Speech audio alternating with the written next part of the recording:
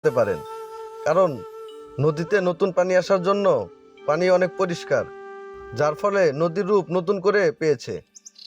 নদীর নতুন পানির সাথে ভেসে এসেছে কচুরিপানা, যার ফলে এখানে প্রতিদিন বেশ কিছু নৌকা আটকা পড়ে। নৌকা আটকে পড়লে তা উদ্ধার করতে বেশ বেগ পেতে হয়। এখানে এমনও সময় গেছে নৌকা আটকে পড়ে যাওয়ার পর নৌকা রেখে চলে আসতে হয়েছে মাঝিকে। চারপাশে কচুরিপানা আর মাছ দিয়ে এঁকে বেঁকে রাস্তা ধরে সামনের দিকে চলেছে আমাদের নৌকা।